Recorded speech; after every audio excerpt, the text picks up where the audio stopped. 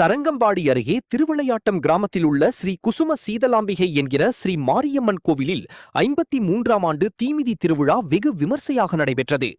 ஏராளமான பக்தர்கள் தீமிதித்து தங்களது நேர்த்திக்கடன் செலுத்தினர். மயிலாடுதுறை மாவட்டம் தரங்கம்பாடி தாலுகா திருவிளையாட்டம் கிராமத்தில் உள்ள பிரசித்தி பெற்ற ஸ்ரீ சீதலாம்பிகை என்கிற ஸ்ரீ மாரியம்மன் கோவில் உள்ளது. இக்கோவிலில் 53ஆம் ஆண்டு தீமிதி திருவிழா கடந்த மாதம் 27ஆம் தேதி காப்பு கட்டுதலுடன் தொடங்கியது. அதனைத் தொடர்ந்து தினம்தோறும் அம்மனுக்கு சிறப்பு அபிஷேகம் செய்து சந்தன காப்பு அலங்காரம் உள்ளிட்ட பல்வேறு அலங்காரத்தில் திருவிளையாட்டம் சுற்றுவட்டார கிராமங்களுக்கு வீதியுலா நடைபெற்று வந்த நிலையில் விழாவின் முக்கிய நிகழ்வான தீமிதி திருவிழா இன்று விமர்சையாக நடைபெற்றது. இதனையொட்டி வீரசோழன் ஆற்றங்கரையிலிருந்து சக்தி கரகம் புறப்பாடு செய்யப்பட்டு காப்பு கட்டி விரதமிருந்த மஞ்சளுடை உடுத்தி வாயில் அலகு குத்தியும் கூண்டு காவடிகள் எடுத்தும் ஏராளமான பக்தர்கள் மேளதாள வாத்தியங்கள் முழங்க ஊர்வலமாக கோவிலை வந்தடைந்தனர். அங்கு கோவிலின் முன்பு அமைக்கப்பட்டிருந்த அக்னிகுண்டத்தில் சக்தி கரகம் இறங்கியதை அடுத்து விரதமிருந்த பக்தர்கள் தீமிதித்து தங்களது நேர்த்திக்கடன் செலுத்தினர்.